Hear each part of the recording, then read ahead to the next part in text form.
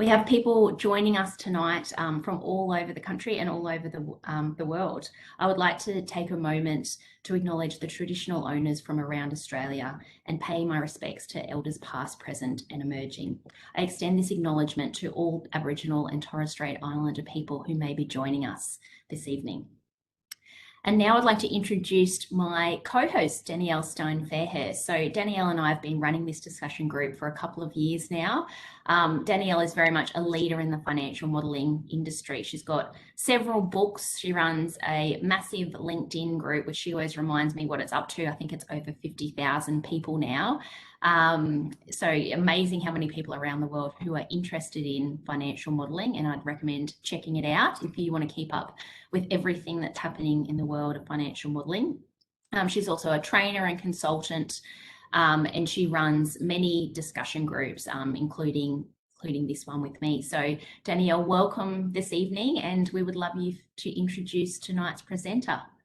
Thanks, Jessica. Wow, it seems like a while since we ran our last one. I was hoping to get there in person at some point, but who knows when that's going to happen, because I'm based in Sydney and we've got John Lim, who is based in Melbourne. So we are all the way up the eastern seaboard for you tonight. So tonight we're going to be talking about the Financial Modelling World Cup. So that is a competition which is an absolutely fantastic way to improve your financial modelling skills. So every month, any Excel user or aspiring financial modeler, if you consider yourself a bit of a financial modeler, anybody can join. And Jessica and I certainly join regularly, of course, as does John. So anyone who is anyone tries their hand at the Financial Modelling World Cup. And what I really like about it is that it doesn't take all weekend. I know that a lot of these competitions kind of go for a couple of days, but it's 2 hours, done and dusted. It's really, really hard. I don't know. Not for John, but for those of us mere mortals, it is. Yeah, I think it's really, really hard. And they give you the completed version, so you can go over, and it's just a fantastic way to learn. So I just wanted to give it a bit of a plug, because I think it's just a really good competition for anybody to be involved in. And today we have got joining us as our special guest tonight is John Lim, who is the Director of Financial Modelling at, he leads a passionate team of financial modellers in the infrastructure, assets and places practice of KPMG in Melbourne. He's a long time participant of financial modelling competitions, and last year he came fourth, which I've got to say is no mean feat. So well done on that, John.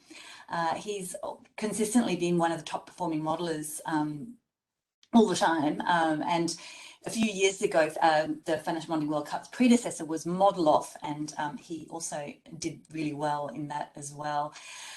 So he's from time to time, special guests are invited to author a case in the World Cup. So rather than there's different people who author these cases, and John recently authored one called Supplier Waterfall. So as the author, he's going to take us through the case, and what I'm really looking forward to tonight is to sort of get inside John's mind as we talk through how to solve one of these cases from beginning to end.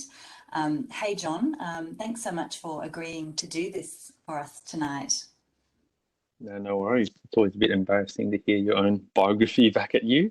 But, that's all right. Yeah, you love it, don't you? Number 4, I got no prize money, by the way, so just full disclosure. Only the glory.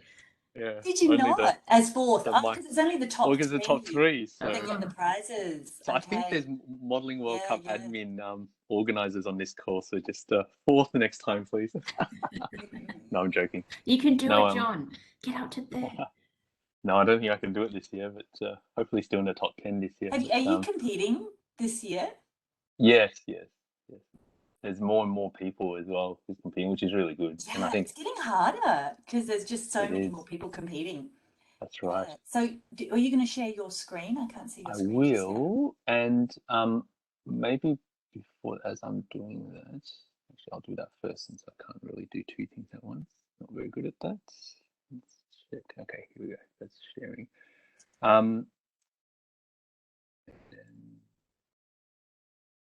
Okay, so in terms of the, just echoing what Danielle said, I think I was going to go through a little bit on how to do this case study, but I wasn't going to spend too much time on doing it in the heat of the competition, because in the competition, you sort of just do whatever is required because it's so much time pressure.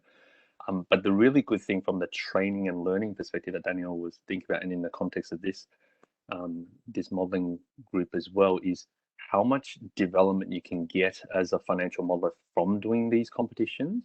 And the really good thing is the authors of pretty much all of the case studies that is in the competition are actually professional modelers themselves. So people like myself. And so what you really get is, if you're not a professional modeler, you might do part-time modeling as part of a broader role, or you're just aspiring to get into financial modeling. The really good thing is you can actually see what a real life situation in financial modeling actually is like.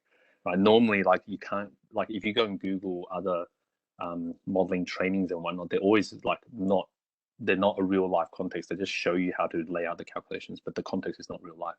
So for this one here, I've used a similar situation to one that that my team worked on, but I obviously simplified it down so it could be done in about, I think it was 40 minutes or something was the time allowed. Now, the reason why I said I'm not going to focus too much on doing it in the heat of the battle of the competition is because I wanted to demonstrate to people how you can take one of these case studies and actually almost like learn more from doing it to develop yourself. So the things I want to show today isn't necessarily the sort of things that you will do in the competition, because you just run out of time building this wonderfully awesome best practice model. But you know, it's to say, well, you do the competition, you do it like really rush perhaps because that's just the way it is. But then afterwards, and you go and do something like what I'll show now. Okay, so for this one here, for example, you can get the published answer from the Modeling World Cup website. That published answer is the one I'll show now, but it isn't the one that was intended to be built in the heat of battle in 40 minutes or so. Okay, so that's kind of the purpose of this the way I'm going to approach this session. So I think I've got about 40 minutes. Is that right? I think that's great, John, because I mean, the reason most people would try the Financial Modelling World Cup is because they want to get better at their job, or if they want to go into financial modelling, test themselves out in the type of things that you would do in your role, because you know, you're not necessarily doing it. Yes, it's like a fun thing to do, but ultimately we're hoping to improve our skills. So, and even if people don't necessarily want to compete, understanding how to approach something like this, you know, in a one unique set of a case would be similar to a work issue where someone comes and says, you know, I want to find out this information. How can you prepare this for me within a limited time frame? Maybe not 2 hours, but you know, you're not given forever to work on these things. Exactly. Right. And I'll talk about that. There's a trade-off between something that's wonderfully awesome from a modeling technical, like what I call modeling technical perspective, but in the constraints of everything else you have, whether it's time or, you know, competing priorities and so on. So I'll talk about that. And what I've purposely done as well is I've grabbed 2 examples. So my sort of best practice or better practice example, and then one that was done in the heat of battle, because I didn't do my own case just from independence reasons, obviously. So I don't have one that I did in 40 minutes, but I have one that somebody else did in that time frame. So you can sort of compare what is it when you do have that time pressure, and I'll sort of contrast that as well. I've got just 2 slides. I sort of did it in the 15 minutes before this session, so it's not I don't have volumes of slides. I think we are sending this around, so there's probably no need to take notes, but I think this session will be recorded anyway. So maybe I'll spend a little bit of time just sort of going through what the background of the case study is, but it is available on the website, so I probably won't focus too much on that. So what it is it's a new business, and you're the modeler of the business trying to figure out who are the best suppliers to purchase products from, and it's assumed that the products are exactly the same quality and specifications from 6 different suppliers, and the objective is essentially just to pay the least cost for these products. And the modeling complexity really only comes from 2 or 3 different features in the supplier arrangement. So the features are the lead time. So you have to place an order, and it's only after a while that the supplier can actually deliver the product. So that's one challenge. The second challenge is obviously just the cost, the unit cost. But then certain suppliers have a volume discount that they provide if you purchase over a certain amount. So if you just looked at the unit cost, that might look in isolation to be the most optimal way to minimize your cost. But there are certain suppliers that maybe you purchase slightly more expensive on a unit cost basis with the hope that you eventually get a volume rebate later in the year. So they're essentially the main one. Oh, sorry, there's one more, which is the maximum order point that I ran out of time to write. Certain suppliers can, because of their manufacturing capacity, can only provide a certain volume of product. So even if they might be the cheapest, you simply can't just buy all of your product from that supplier. Okay, so it's a conflicting sort of different priorities that you have to try and prioritize. Okay, and I just want to call out for those who maybe might have sort of data science type backgrounds and those sort of techniques, this sort of problem occurs a lot in what they call optimization problems. This particular case study, I designed it in such a way that you can use financial modeling techniques rather than optimization techniques. Optimization techniques is when there's multiple possible solutions given the set of data, whereas I've purposely sort of structured the inputs in such a way that there is only essentially one right answer. There's no sort of multiple answers that can fit in the set of facts that's provided. So you don't need to use any sort of fancy optimization analytical techniques. It's just really robust Excel and modeling skills will allow you to get to the answer. Is there anything else that's worth mentioning from an intro perspective? I think so the critical thing I think with this particular one is maybe if I then, before I go into the next slide, which is around sort of what best practice looks like, is to give an example of how the task is to be done. Yep, so stop PowerPoint, and yep, Excel is showing up. So if we have a look at the case study as provided, so I've got this on zoomed out, it's not intended to show what specifically it is, but literally the case study had just this much inputs. There was nothing else, so it could fit on a small portion of one screen. So if I zoom in, the only piece of information that was provided was the unit cost of providing of purchasing from the supplier, the volume rebate percentage, and how much you needed to buy from that supplier to trigger that volume rebate, and what is the maximum capacity that that particular supplier could supply for in a given month, and then finally the lead time. So the way it reads is supplier E, as soon as you place the order, the product will instantly arrive at your doors.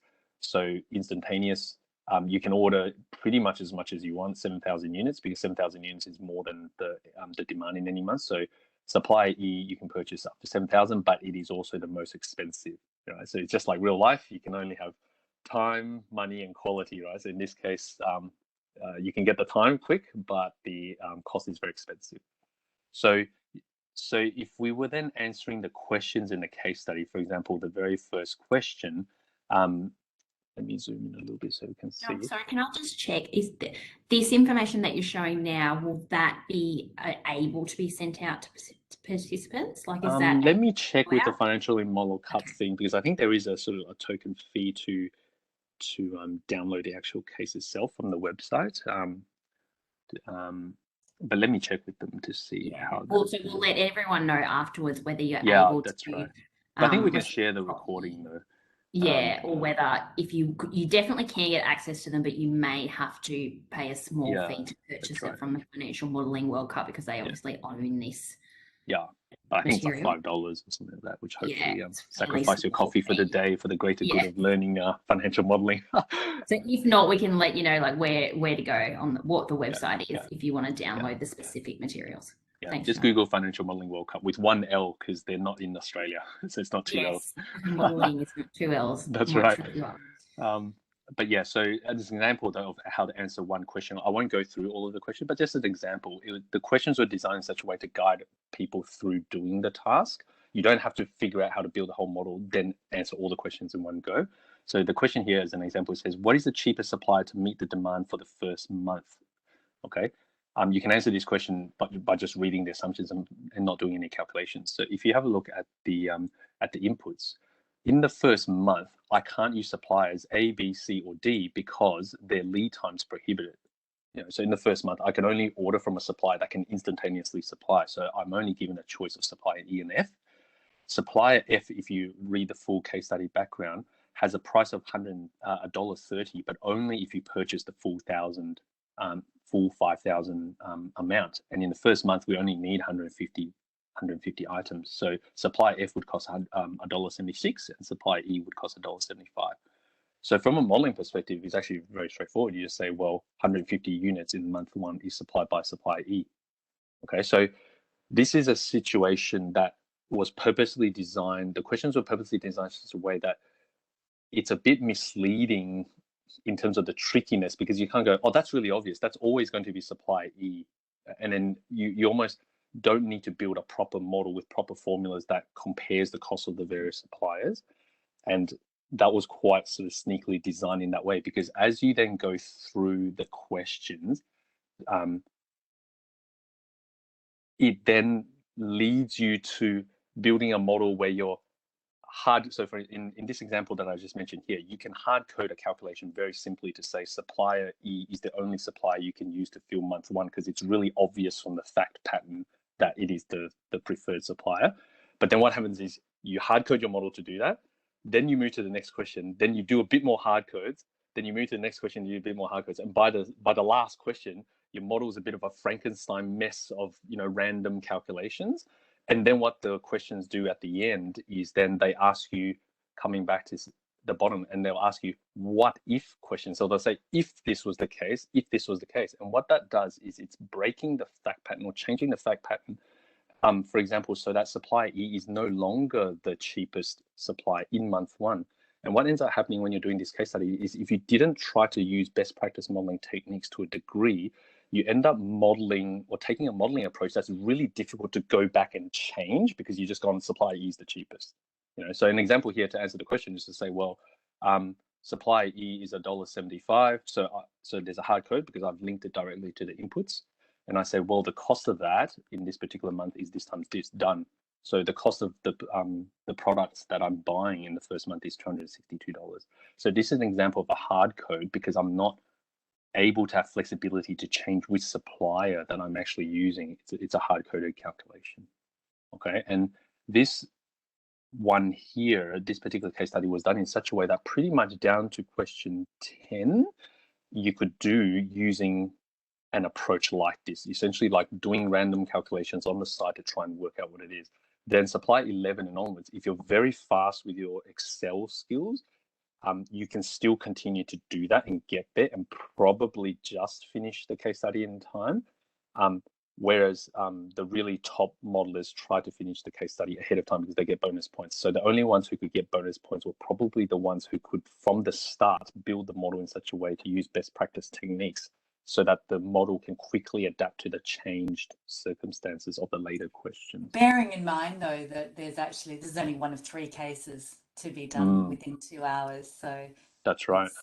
Yeah. So one of the things is often you might, and you can see this on the Modeling World Cup website, you can see the average points that people have. And so I didn't go back and check, but I suspect what would have happened is people would have got to question 10, realized that their model is no longer fit for purpose for the later questions, and they would have probably abandoned this question and then jumped to one of those other 2 questions. I think from memory, that's what I did. Well, that's what you did. Right? Yes, that's my usual coming back to me now. Yeah, that's Hey, right. John's going to explain to us how to take all of this into account from the start to build a more sophisticated model. So let me show you an example firstly, before Jessica. Can I just say, Max is the COO from Financial Modelling World Cup, and he's on the line right now and said that that we are able to send this out. So for anyone who's registered for this session, we'll be able to make this available, this case. So we'll include that.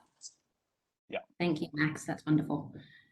Well, that's really good. So so I'm not breaching any intellectual property by showing this. I probably should have checked with Max first. No, so that's good. So I want to show an example of what happens. So this was somebody doing it in real life time frame. So they did it in, I think, only like 5 or 10 minutes more than the time allows, and they could answer every question in the end. And the person was a person who is not a professional financial modeler, but had pretty robust Excel skills. So you can see the way they did it.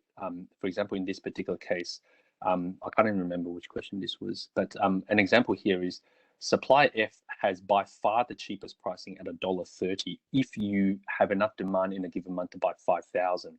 So of all the inputs, there's only one particular month where the demand is ever more than 5,000. So as a result, they just hard code that Supplier F is the supplier that is supplying that. Okay. And then so the way they lay out the calculations is say, well, in month 7, 5,000 has come from Supplier F because that was the maximum they could do. 300 needs to come from someone else. Who is that? That's Supplier C. So they've hard coded Supplier C to be the next cheapest because Supplier C is actually the next cheapest here. For various reasons, which I won't go into. Supplier D is actually not the cheapest in this particular case study. Okay, so this one is a waterfall. So the reason why this case study was called a waterfall is it's a project finance. So in the industry that I'm modeling in project finance, a waterfall is like a series of steps that you do one after the other. So in this particular case, the waterfall is I have 5,300 units that need to be supplied. The first preferred supplier is Supplier F because that gets me the cheapest price. The next preferred supplier is Supplier C. I have then managed to fulfill every order. I don't need to use any other suppliers. That's why it's 0 here. Okay. And if you look in, say, month 4, it's Supplier F. I can't use Supplier F because it requires a bulk order of 5,000. I can fulfill 1,400 from Supplier C, and then I want to fulfill the rest from Supplier D. So that's what I mean by waterfall, the terminology. Okay. And you see this is hard coded. So these formulas here are all hard coded to say in this link. I don't know if you can quite see with the orange, but it's linked to the volumes of that particular supplier. And when we're calculating the prices down the bottom, it's actually hardwired to link to Supplier C. Okay, and then at the end, so you're basically doing preferred order of the suppliers, that's and then right. each month you work through that preferred order. Yeah. And this was my expectation when I was designing the case, that people would do it like this. And the reason for showing the non-best practice way is, so you see, the person who is doing this essentially copies. The first time they do this calculation, then they copy the sheet, then they tweak the calculation because the supplier order for that case, for that question has changed. So in this case, F is still cheapest, but the next cheapest is B. Okay. So you see they go copy, paste, change, copy, paste, change, and eventually they're left with this many sheets. They didn't quite need to create like 18 sheets or however many questions there were, but there's quite a lot of sheet copies. And if I sort of just scroll through, you don't need to look at the details, but if you scroll through, see how the model logic is roughly the same layout, roughly, but it's all slightly different. And the reason why I wanted to talk through this case study is this is very reminiscent of real life situations that analysts find themselves in. They often get asked to run scenarios. And if you're not strong at best practice modeling techniques, you end up in situations like this where you go, oh, what happens if revenue is 10% more? So you go copy, paste, change. Then somebody says, oh, what if I stop selling this product and sell this other product? Well, I don't want to delete my main model because then I'll delete that calculation that I need. So then I'll copy that sheet and I'll delete that calculation. So it's very reminiscent of that. So then the next thing that I wanted to show, hopefully then this sets the scene in terms of you can answer this case study by just laying out the logic of which suppliers to use. And the which suppliers to use is fairly self-explanatory from the questions because you mostly just look at whether or not the volume rebates can be triggered. And from that, you select just whichever is the least cost supplier. Okay. So in this particular question 11, I think the question was the volumes are massive. Like I think the volumes are tripled or something like that. And when the volumes are so big, you just use Supplier F as much as you can because that's by far the cheapest at $1.30. So there's another example. John, Okay. just on that that one where you're on at the moment, yep. where it says the different. We just got a question about that. I know yes. you explained it earlier, but the question is, what does it mean? But I mean, it's obviously 2 different prices based on different volumes. But the question is, how would you know if you were just looking at the spreadsheet? And I think the answer is really that you've got to look in conjunction with the instructions. That's right, yeah. And I apologize because in an hour, I don't quite get enough chance to actually explain the instructions in full for those who haven't actually participated. So have a look at the instructions. But if you do look in the instructions, what it says down here is Supplier F. Specifically for Supplier F, if you place an order for the entire maximum manufacturing limit, then you charge $1.30. Otherwise, if you buy 4,999, you get charged the highest price. And the way I've crafted it is their lowest price is the lowest of all the suppliers, and their highest price is the highest of all the suppliers. I purposely set the inputs that way. So if you read the instructions together with the way the inputs are, you realize you'd only ever use supplier F if you could purchase 5,000. Otherwise, you never use supplier F because it then becomes the most expensive. So it's a binary choice of it's the most expensive or it's the most cheapest. Okay, so yeah, and the way that it's always set up is that all the instructions are in the description, but you don't actually, it's set up so that you don't have to retype anything because all of the assumptions are generally in the Excel, which does save you a little bit of time. Yeah, and in this case, you kind of do need to look at the Excel to realize that it's not as complex, that particular instruction, because it's either the very cheapest or it's the very expensive. So it's a very binary choice of whether to use that supplier. So I did skip over that.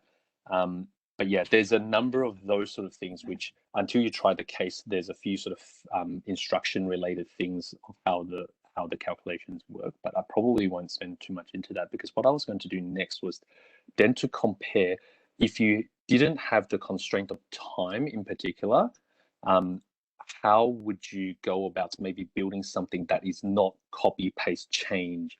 And I wanted to contrast the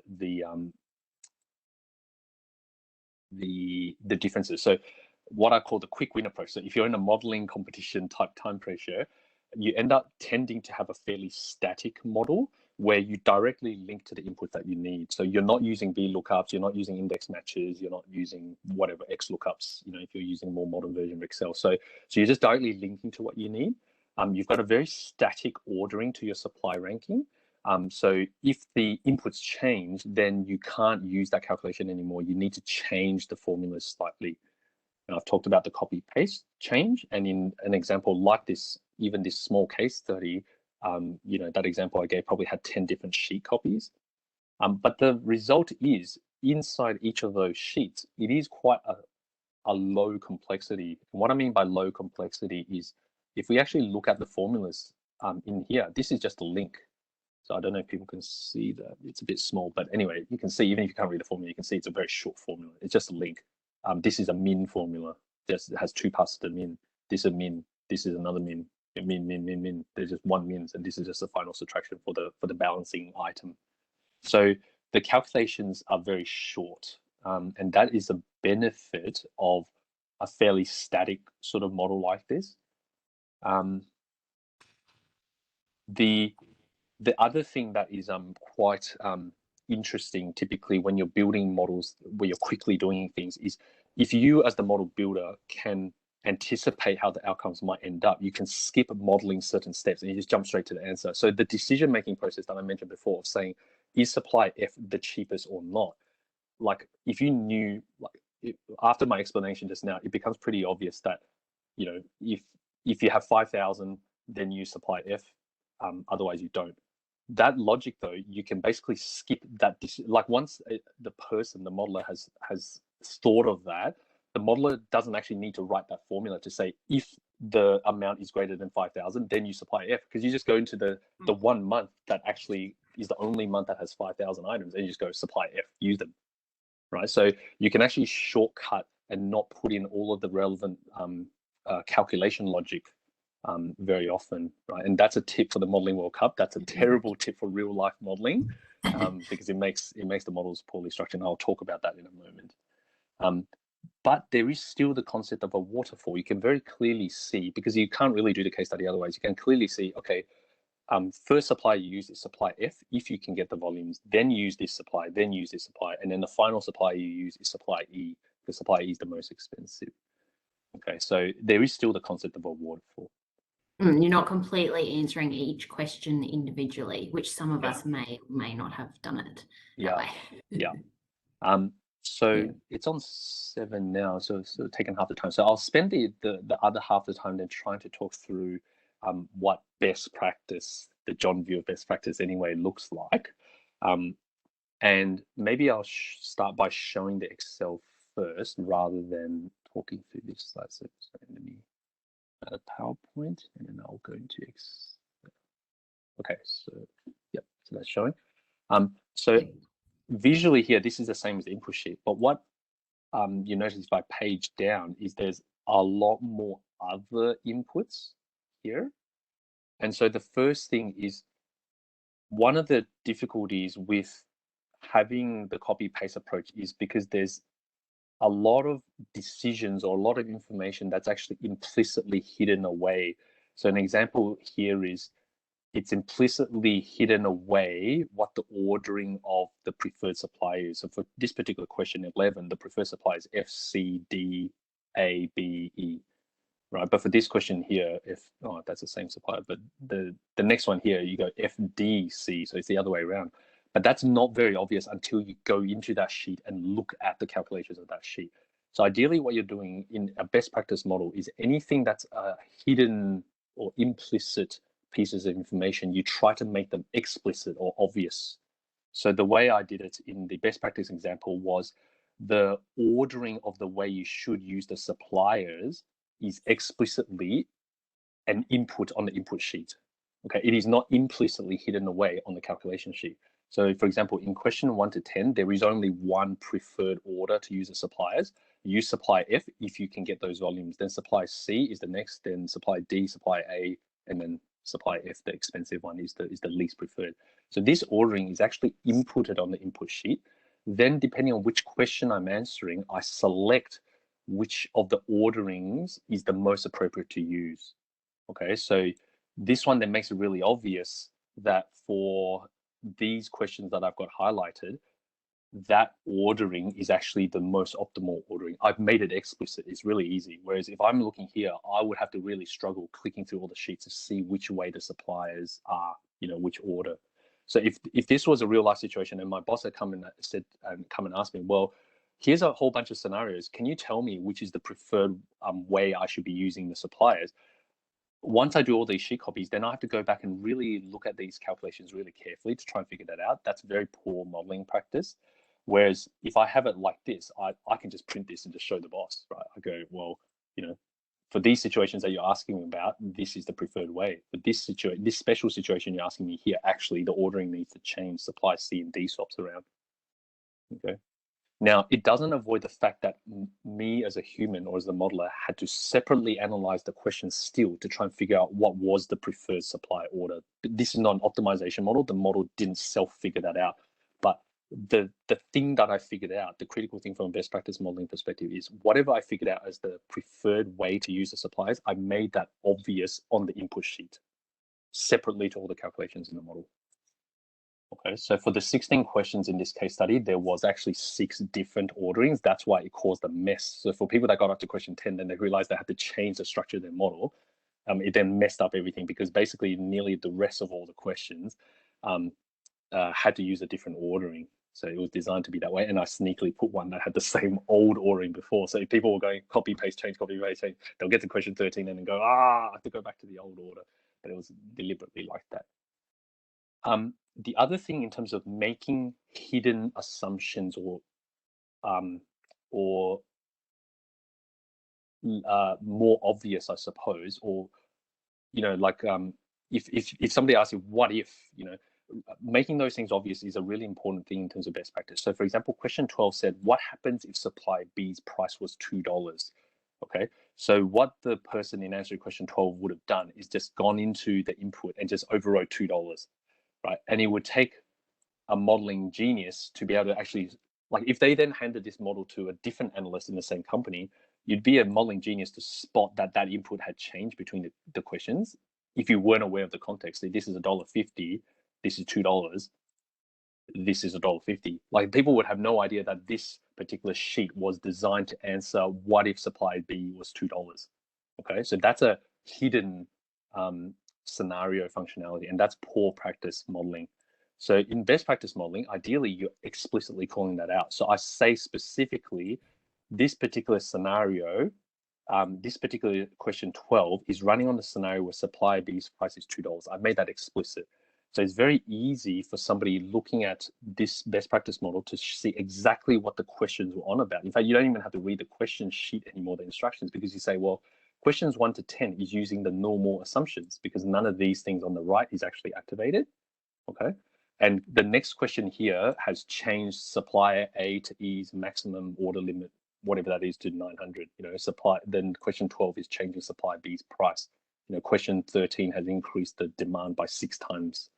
So it's making hidden things obvious and explicit on the input sheet though.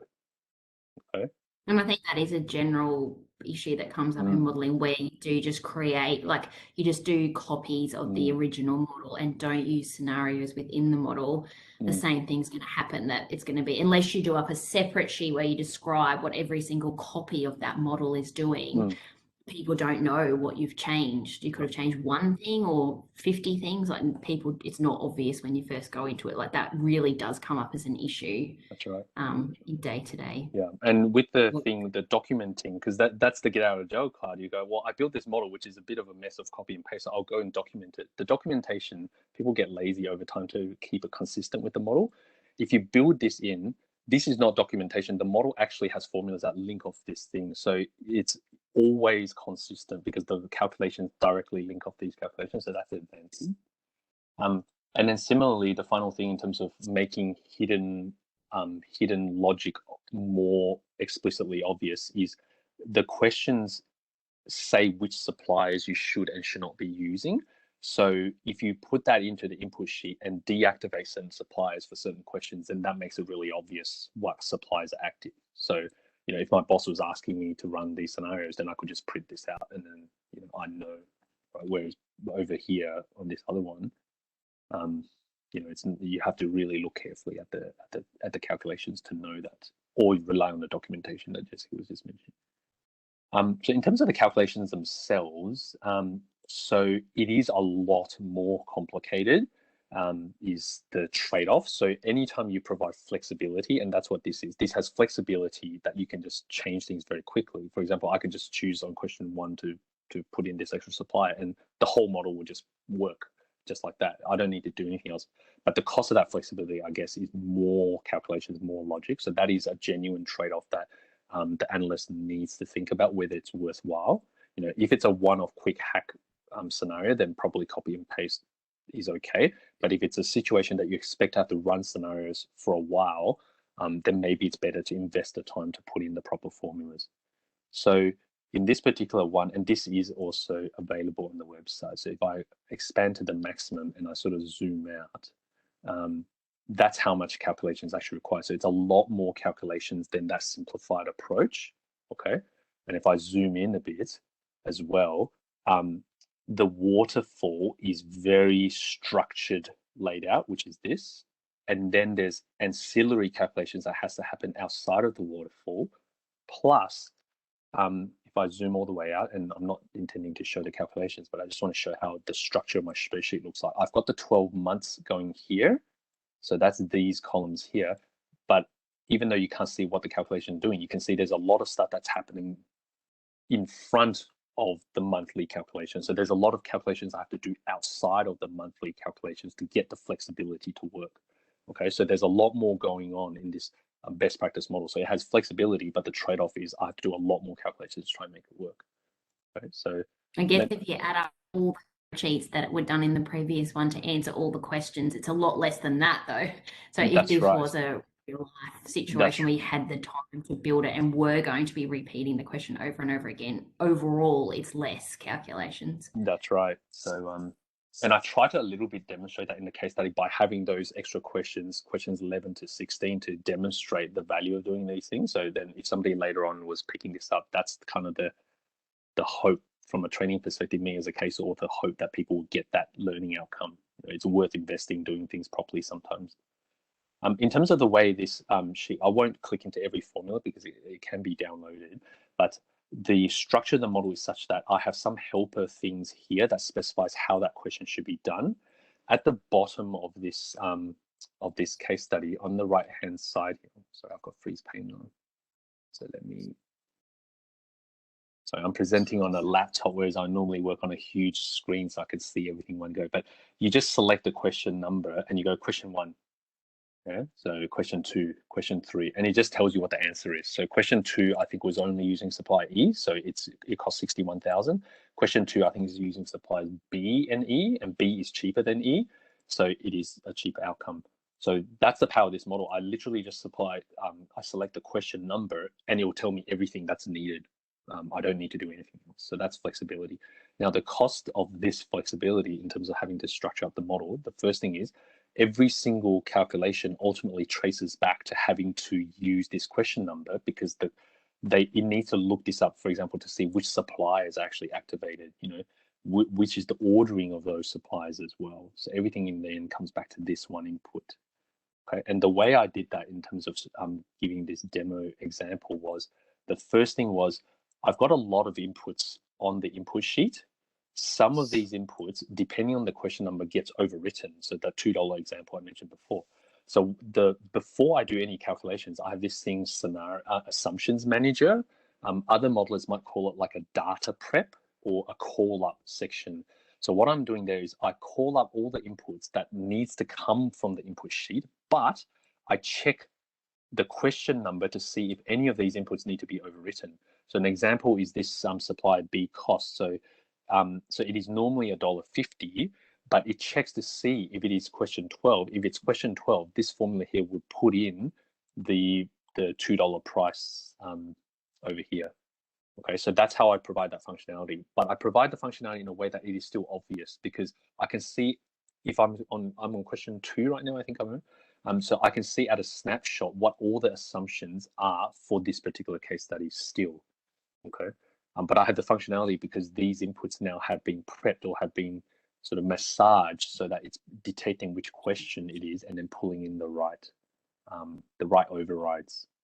Okay, so I think that's really, really helpful, John. Yeah. There was a situation where we had to do, say, 30 sites for a tender.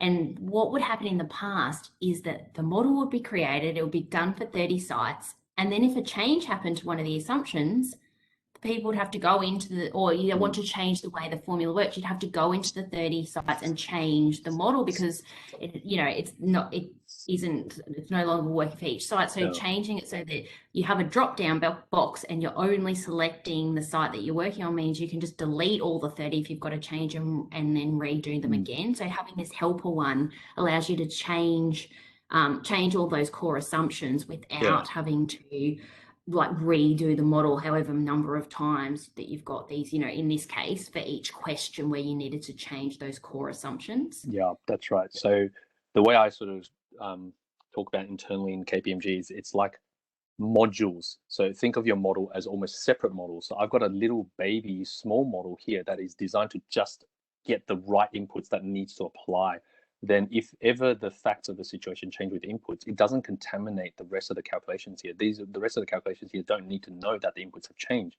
I've handled that in a quarantine spot in the model right at the top.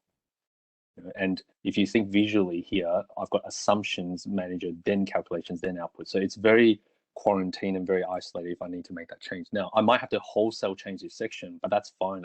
It doesn't mean I have to change everywhere else. The next thing after getting the right inputs that applies to the question is then to load up a waterfall. And in this particular question, I've purposely done a dynamic waterfall. So a dynamic waterfall is the steps here. You notice I go, let me zoom in a little bit more. So it's supplier F, C, D, A, B, E. But if you notice the formula here, I don't type in the words received from supplier E. It's actually a calculation. Okay, and all the calculations are driven off a set of numbers on the left-hand side. So in this case, 1 to 7. And the reason for that is it's this ordering here. So if supplier F is the cheapest supplier for this particular question, then supplier F would actually appear first. Okay. And the way I did that was I had a bunch of helper calculations here that called out the necessary information and placed it in the right spot. So the name of the supplier that should apply here is put in here, then it's used in all the other calculations. Okay, so if supplier F is meant to be the first ranking, the cheapest supplier that I should use, it appears first on the waterfall, and then all of its relevant information, like the cost of that particular supplier coming from here, then is placed in the appropriate spot here on the left-hand side. And the reason I've done that from a layout perspective is on the right-hand side where I'm actually doing the calculations. These calculations here, if you notice, like if you actually click through these formulas don't know that they're actually calculating against supply F. And this formula doesn't know it's calculating against supply C. It's just calculating on a set of numbers that is the set of numbers on the left-hand side only. So I have numbers over here, and it's arranged suppliers A to F, so alphabetical order. I then rejig the supplier A to F in terms of the order that I actually want to have, which I had on the input sheet. I then place those same inputs down below. I don't know why, but I changed the column ordering, but that probably was unnecessary. Then I use these inputs on the right-hand side of the calculations. Okay.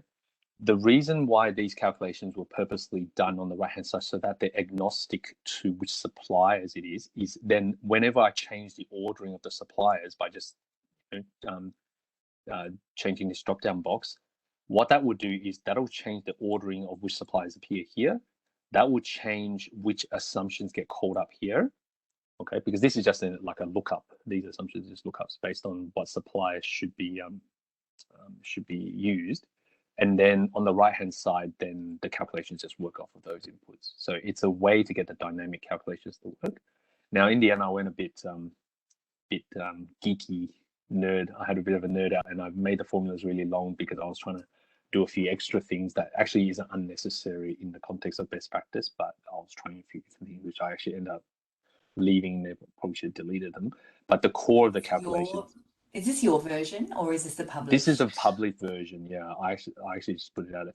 But actually, the only thing that's really necessary in the formula is kind of this part of the formula. So you can actually do this calculation a lot shorter. But there was a few scenarios that I was thinking about that wasn't in the questions that I actually built the formula to handle. I was trying to, essentially for background, I was trying to write a waterfall that it didn't matter how you change the assumptions, it would be able to just work for any situation, like negative quantities, extreme prices, huge volumes, things like that. Whereas if you only build this model to handle the assumptions that was provided in the question, then the formulas you would have needed would be a lot shorter, which is basically this. And the way this waterfall works is it's like a waterfall. So how much water falling to the next step? I drink some of that. How much is left? It goes to the next waterfall, right? So the way it reads is, I have this much demand in this particular month number 1. I have 150 units of demand. How much should I and can I fill from supply F? Nothing, because supply F to get the cheap price needs 5,000. Okay, so that means I have 150 that still needs to be filled from the next supplier. The next supplier is supply C. Oh, supply C has a lead time of 2 months, so I can't use supply C in the first month. Supply D has a lead time of 2 months. I can't use that. These two suppliers have also got lead times. So I come to nearly the bottom of the cash waterfall. I have to use the really expensive supply E because that's the only one that has the relevant lead time. And then so I have filled 150 from supply E because 150 supply E can actually handle, because supply E can handle up to 7,000, which means no more products need to be supplied from the supply F. Okay, so that's how the waterfall works. How much do you need from that step of the waterfall?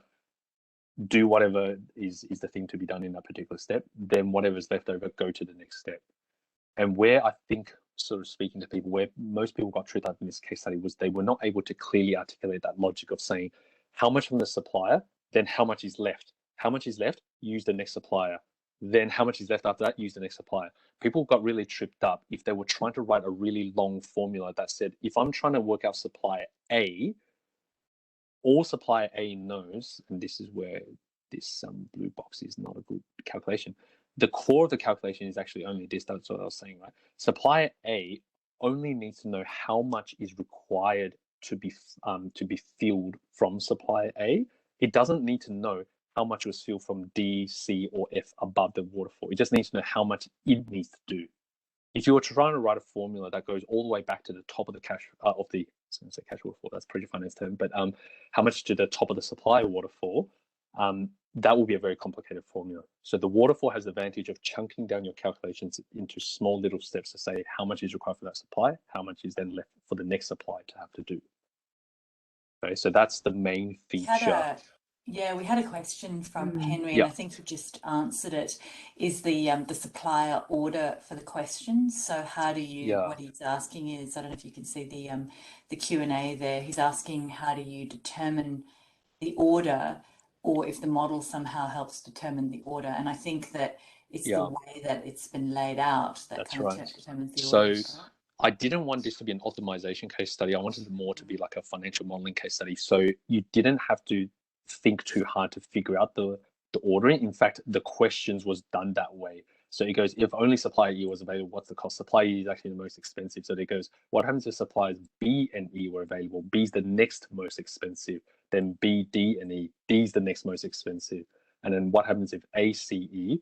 These ones can be cheaper because A and C have volume rebates. So if you actually did the questions, which I don't have time to go question by question, but in this forum, but if you then did the case study step by step, it will make you realize, because it will make you focus on the inputs. And if you focus on the inputs, it will make you realize that what is the correct order. Okay, so if the volume rebates didn't trigger, then these three are the cheapest. So in theory, would you start the question by going through all of those and then saying what is the preferred order, and then you'd see that the first 10, because like you're not going to know in advance that the first 10 are going to be the same. So you have to work that out during the thing. Would you suggest someone would go through all of the questions and do the preferred order? For this particular one, that would have been the way, Jessica. Like I think, so because you can actually read the questions and pretty much figure out. There was basically one of the extension questions. There was a trick in it that made it very difficult to figure out, and I think most people didn't get that right. Even the current number one, I believe. So that was a trick question. But all the other ones, you could read the question, look at the inputs, and then figure it out. In being able to come up with the preferred order.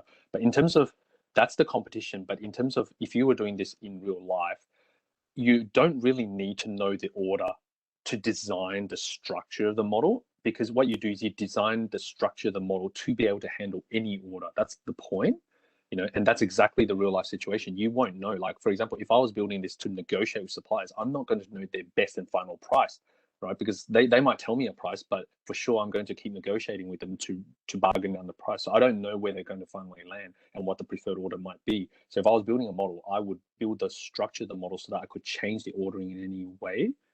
But yes, for the case study, it was designed in such a way that in the competition, you could just read the questions with the inputs and mostly figure out. So in that supplier waterfall ordering option from line 63 in column C, that is at least based on the list in line 86. And that's right. In theory, you could change that to be anything. It could be Q1 to 7 order, and then like you just make it whatever you want, and then whatever order you want. And in theory, you could have more options there in which you add when you've read through the questions. So those drop down lists come from, like, it's all able to be changed based on what questions come up. So right now I'm answering question 9. So if for some reason in question 9, I thought I wanted a different order and I just go supply A and D, that's it. The model just picks up a new number. So this number would have changed from before. Yeah. So that's literally how it works, right? And that's question 9 I'm currently answering. So I'm using this particular order right now. It's called Q1 to Q10 order. But if I want to question 9 to use a different order, so say I want to use the same ordering as question 16, I just go question 16 and it's using that order. And this number's changed again, right? So it's fully dynamic. And that's the point. You kind of, if you were doing this in real life, you shouldn't have to figure out the correct order in order to build the model, because you should build your model knowing that knowing that figuring out the correct ordering is one of the most important things. You should therefore then build your model to handle the ordering changing, as opposed to hardwiring it from the start, then realizing your hardwired order is not quite the most optimal. That's kind of the point for the best. So you could have other sections that aren't filled out. Like you could have a question, if you want to change question 9, in theory, there could be some extra boxes in that assumptions tab where you could have put question 9 with its own column, and that could be a new item in the drop down box. Exactly. Oh no, actually I need to order them like this. Yeah. That's actually how I wrote this thing in the first place, actually. So originally when I wrote this, I think I only had these 2, and I go, it would be nice to have an extension question. Okay, I need to add an extra one here, I need to add an extra one there. And this live option thing, this is the only one that's actually used by the rest of the model. So I could add as much options in here to the letters as required, and I don't have to rewire any other calculations in the model, because the rest of the model only links to this bit here. I'm done. That's Excellent. Now, John, I'm just mindful of the time that it's Yeah. 6:26. Do we have any other questions that have come through, Danielle? Just a follow-on question from Henry about the questions leading you to determine the order, and then he makes a comment that in real life you don't have these leading questions. I guess not. Yeah, I'll let you answer that, John. In real life, you know, it could potentially be more complex than this or less complex than this. But that's exactly why you then in real life build the best practice to handle, because at the time you're building model, you don't quite know what the ordering is. If this was a real life supply negotiation, they're not going to give you the best price right at the start of the negotiation process. So if you're building a model to figure out which suppliers to prioritize to negotiate with, well, then you need to handle that flexibility. So exactly because of that is why you need the best practice, you know. So I absolutely agree with that. Exactly. Yeah. I don't think we have any other questions that I can see. Anything else you wanted to mention, John, or any other questions, Jessica? Yeah, anything in summary, John, that you wanted people to take, like the key points from doing this case study that you'd want people to take away to build into their own models? So for the competition, just do whatever it takes, quick hacks, whatever links. Adrenaline takes over. That's right. But if you're doing this like your job actually depended on it, please don't do that, because your job is probably going to be depending on it. So if it was real life, flexibility is important within reason. So if I try to build a model to actually calculate the correct ordering, that will be a beast of a model that will be so complicated. So so within reason. I've got here single source of truth. So I only have one set of calculations. I don't need to copy many times. So I think that's a really big takeaway. Anytime you find yourself copy, paste, change, ask yourself the question, can I build it with flexibility to only have a single source of truth of calculations? And then probably the only other one is the sort of automated project. What I mean by automated is I just change the scenario number. So in this case, the question number is my scenario number, and then the rest of the model, then everything links off of it. So that's really flexibility. But then the trade-off, the problem with flexibility is more complexity in the calculation. So only the modeler can judge whether it's worthwhile. I find it in my line of work generally worthwhile, but maybe that's not for everyone. Well, thank you. I think it is important to remember that when you're in the competition, they're really only you get marked for having the correct numbers. results. Yeah. It doesn't really matter what the model looks like, but in the real world, you are building the model for someone else to interpret or to reuse, or for yourself to be able to go back to and refer to, which is not necessarily the case in the competition. So, the skills that you learn in the competition is about speed and just getting the answer done. And then, when you're actually building the model for your work, you would take a little bit more time in thinking about layout and structure and documentation and that sort of thing is important to remember as well. So maybe then the final thing I'll say on that then is the reason I was kind of wanting to share in this group, this modeling group, is because the Modeling World Cup is really good for learning, but you've got to kind of do it this way, which is not learn how to do quick hacks, is pretty much every single case study that they put out, you can actually take the lens of how do I do it in a real life job. And then if you look at the case studies that way, you realize they're really valuable for learning because they're mostly all based on real life situations. Yeah, they can designed by people who really do modeling for their day-to-day job. Yeah. Yes. Cool. Well, thank you so much, John. That was really interesting. I remember doing that case and certainly didn't do it in the structured way that either of the examples that you gave, but I can certainly see the linkages to like how you've thought through providing a case that we could use in our work, and some really good tips there. So thank you very much for taking us through it. Yeah, we really appreciate it. And thank you, Danielle, for your contributions as well.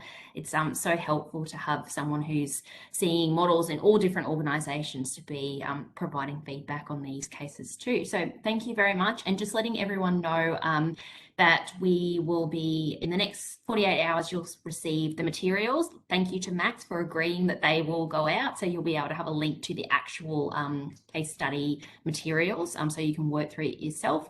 And you'll also receive an evaluation survey. So please fill that out so that we can use the feedback to inform the next sessions for you that we'll be organising for next year. And if you have any topics that you particularly want to know about, please include that too. Oh, sorry, Danielle. Yes, and I was just going to say, don't forget there's the FMWC Open, which is coming up in November, which is a special competition open to everybody. So be good to see everyone entering that as well. Wonderful. And also a copy of just the recording itself for those who are through CPA will also go out in the fortnightly newsletter if you see anyone else who you think might want to watch the recording. So thank you everyone again for joining us, and thank you to Danielle and John, and we'll see you at the next session hopefully next year. Thanks, Jessica. Thank you, everyone. Bye-bye. Bye.